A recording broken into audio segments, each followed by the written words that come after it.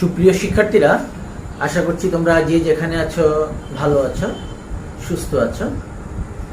আমরা কামনা করছি তোমরা সবসময় ভালো থাকো।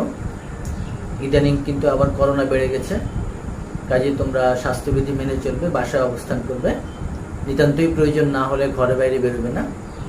এটা সবসময় তোমাদের জন্য আমাদের উপদেশ থাকবে, যাতে করে তোমরা সুস্থ থাকতে পারো। আর সুস্থ না থাকলে পরে পড়াশোনা করা যাবে না। যাই হোক, আজকে আমাদের যেটা নিয়ে আমরা আলোচনা করব, নিউমারিক্যাল অ্যানালাইসিস 2, এই কোর্সটির আমি তোমাদেরকে বেশ কিছু ক্লাস নিয়েছি। তারই ধারাবাহিকতায় আমরা গত ক্লাসে ফাইনাইট ডিফারেন্স মেথড, যেটা ordinary differential equation for linear and non linear equation solve করার জন্য আমরা ফাইনাইট ডিফারেন্স মেথড নিয়ে তোমাদের সাথে আলোচনা করেছিলাম। এবং এই ফাইনাইট ডিফারেন্স মেথডের সূত্রটা এবং প্রসিডিউরটা আমরা আলোচনা করেছি, কিভাবে আমরা একটা প্রবলেম সলভ করব। তো আজকে আমরা একটা এক্সাম্পল তোমাদের সামনে নিয়ে আসব, সেই প্রবলেমটা সলভ করে আমরা ফাইনাইট ডিফারেন্স মেথডে প্রকাশ করব। তো চলো তাহলে আমরা বোর্ডে চলে যাচ্ছি। ফাইনাইট ডিফারেন্স মেথড প্রবলেমটা হলো, আমি লিখছি বোর্ডে, solve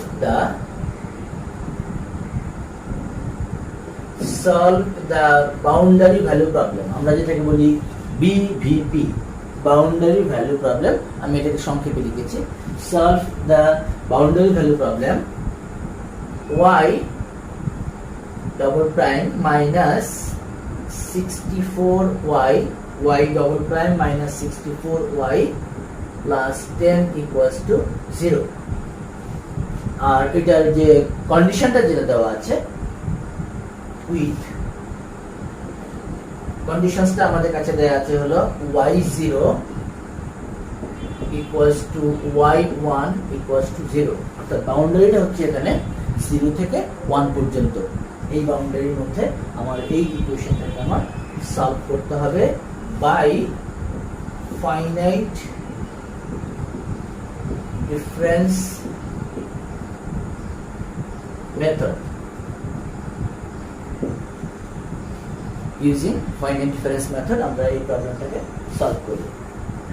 তো আমরা গত ক্লাসে যেটা তোমাদের সাথে আলোচনা করেছিলাম, যে আমরা এরকম একটা প্রবলেম সলভ করার জন্য আমরা এখানে y i ডবল প্রাইম আমি তোমাদেরকে এস্টাবলিশ করে দেখিয়েছিলাম।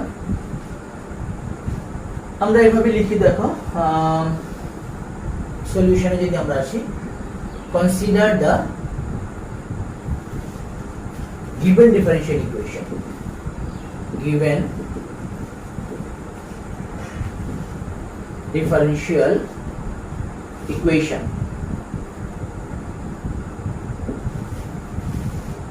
y double prime minus 64y plus 10 equals to 0. This is equation number, আমরা equation number দিয়ে রাখলাম, এটা equation number 1।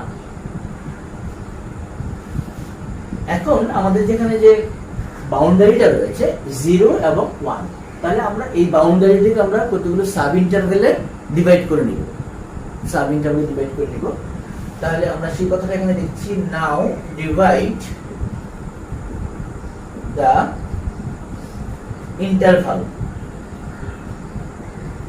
ইন্টারভালটা কি হচ্ছে 0 to 1, closed interval, because y0 and y1, এই ইন্টারভালটা হচ্ছে আমার 0 to 1। এই ইন্টারভালটাকে আমি কতগুলো সাব ইন্টারভ্যালে ডিভাইড করব, 0 1 into 4 সাব ইন্টারভালস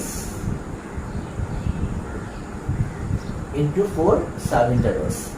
তাহলে আমরা এখান থেকে কি দাঁড়াবে, h এর ভ্যালুটা আমরা পাবো, আমরা যে ট্রাপিজয়েড গুলো পাবো সেখানে যে h এর যে ভ্যালুটা পাবো, সেই h টা হবে তাহলে 1 minus 0 by 4. 4 is the number of sub intervals and this is the upper limit, this is the lower limit, 1 minus 0, that means 1 by 4, 1 by 4 and the points আর, তাহলে পয়েন্টস গুলো আমার কি কি হচ্ছে, আমি যদি 1/4 করে ইন্টারভেল গুলোর লেন্থ আমি নেই, তাহলে আমার সেখানে কি হচ্ছে, সেখানে আমার তাহলে x0 টা হচ্ছে হলো 0, x0 0 আর x0 0, x1 হবে 0 প্লাস h, অর্থাৎ x0 কে আমি লিখি x0 plus h, x1 equals to x0 plus h, that means x0 হচ্ছে 0 plus h, that means আমরা বলতে পারি 0 plus 1/4, that means 1/4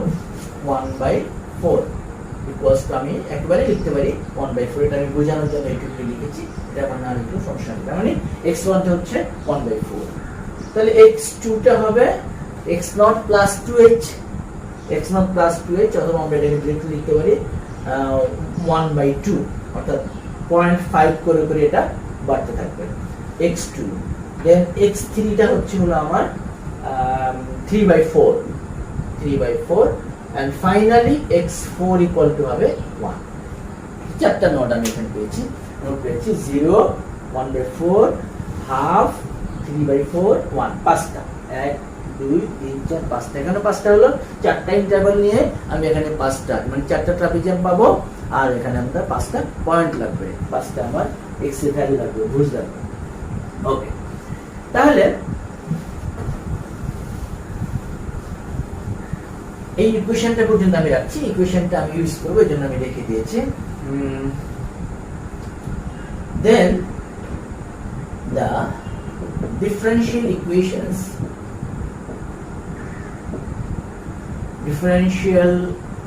equation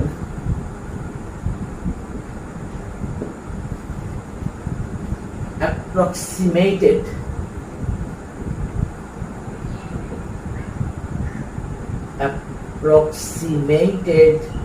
as y double prime, তার মানে 1/h square y I plus 1 minus 2y I plus y I minus 1 minus 64y y double prime minus 64yi, y means yi 64yi plus 10 equal to 0. Okay, তাহলে এখানে হয়তো তোমাদের মনে একটা প্রশ্ন আসতে পারে যে আমি এটা কোথা থেকে লিখলাম। আমরা গত ক্লাসে বলেছিলাম যে সূত্রটা আমাদের এরকম ছিল, yi double prime equals to 1/h square yi plus 1 minus 2y plus yi minus 1। আমরা এই ফর্মুলাটা গত ক্লাসে আমাদের গত লেকচারে আমরা এটাকে এস্টাবলিশ করেছি। তাহলে সেখানে আমার প্রথমে ছিল y ডবল প্রাইম, তাহলে y ডবল প্রাইমের পরিবর্তে আমি লিখেছি 1/h square yi plus 1 minus 2i plus yi minus 1 minus 64yi plus 2। তাহলে আমার যে ইকুয়েশনটা ছিল সেই ইকুয়েশনটাকে আমি এভাবে লিখে নিতে পারছি। ওকে, এখন এই ইকুয়েশনের মধ্যে 1/h h equals to হচ্ছে 1/4, তাহলে 1/h square equals to হবে 16 yi plus 1 minus 2yi plus yi minus 1 minus 64y plus 10 equals to 0।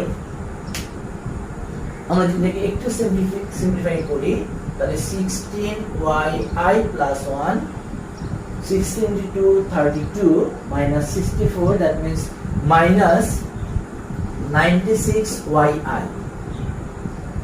plus 16i minus 1 plus 10 equals to 0।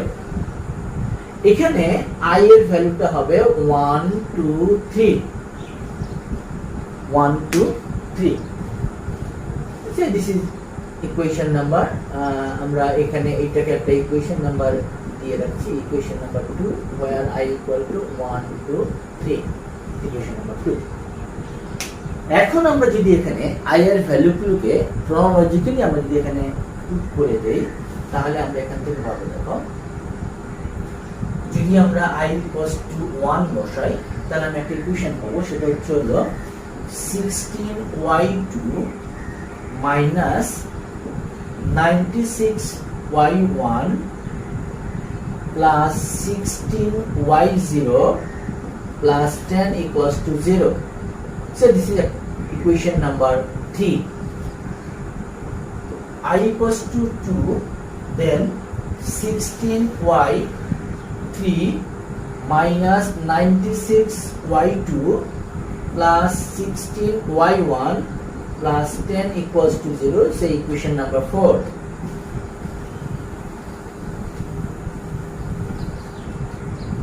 And finally I equals to 3, 16y4 minus 96y3 plus 16y2 plus 10 equal to 0. This is equation number 5. আমরা এই তিনটা linear equation পেয়েছি।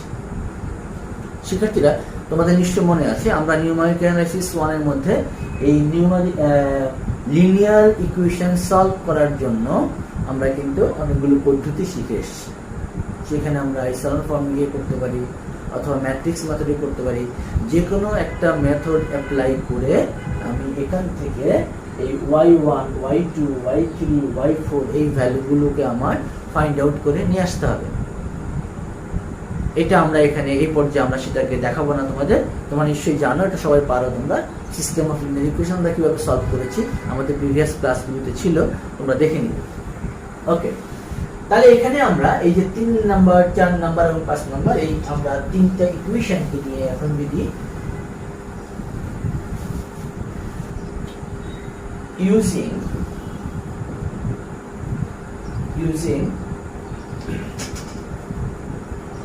y0 equals to y1 equal to 0, এটা আমাদের দেয়া ছিল। This was the given condition, অর্থাৎ y0 equals to y4 equals to 0। তাহলে আমরা কি পাচ্ছি? আমরা এই তিনটা সমীকরণ থেকে, আমি যদি এই 3 নম্বর সমীকরণটা থেকে ফলো করে আসি, তাহলে আমি এখান থেকে y0 0, that means 16y2 minus 96y1 y0 equals to 0 plus 10 equals to 0. Equation number 4, 16y3 minus 96y2 plus 16y1 plus 10 equals to 0. And finally from equation number 5,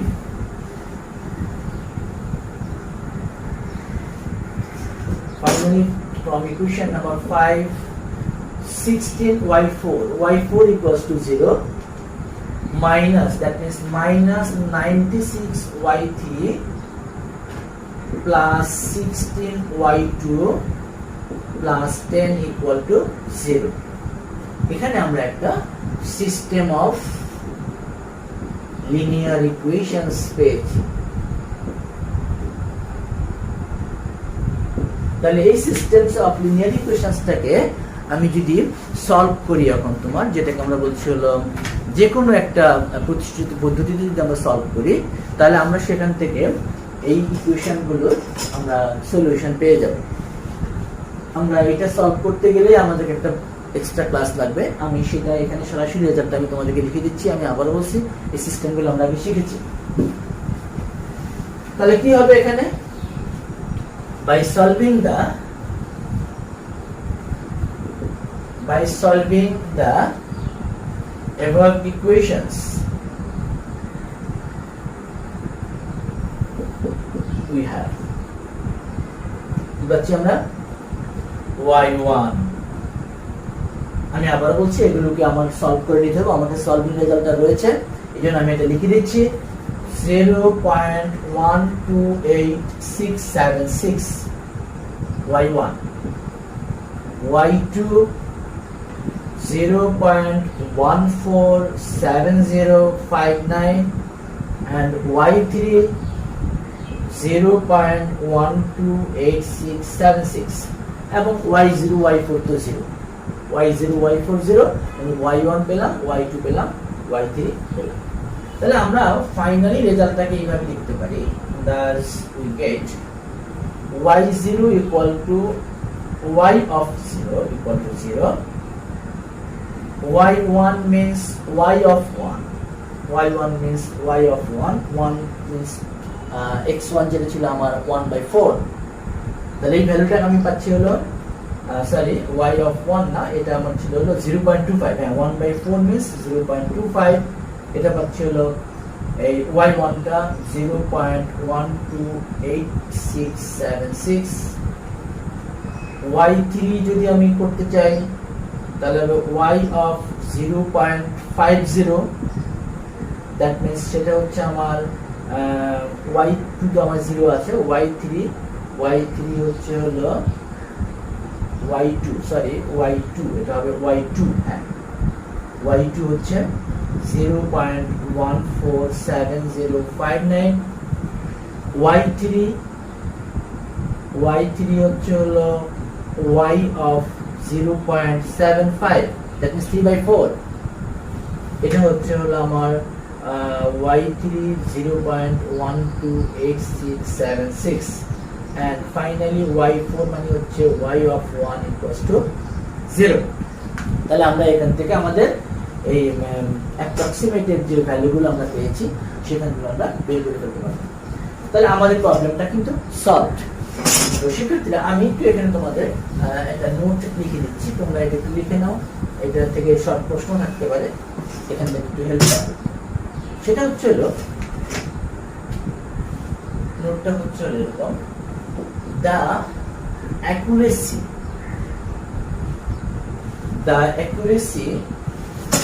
obtained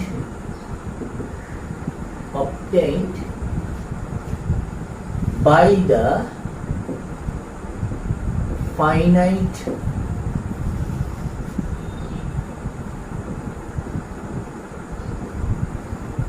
difference method depends upon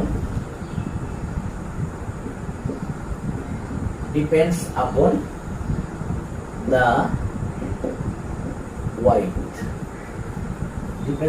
width of the sub intervals, that means the value of h.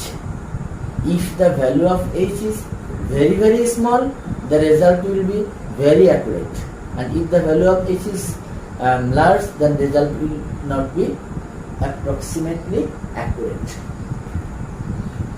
Upon the width of the sub-interval chosen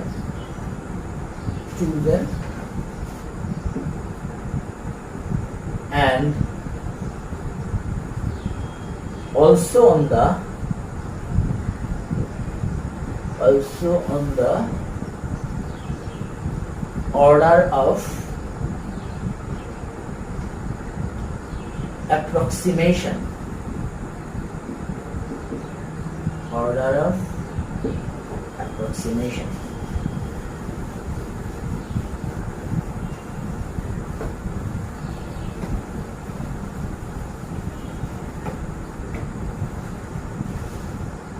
as h is reduced,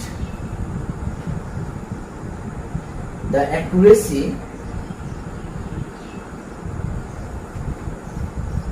increases, but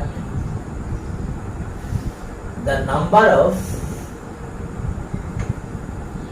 equations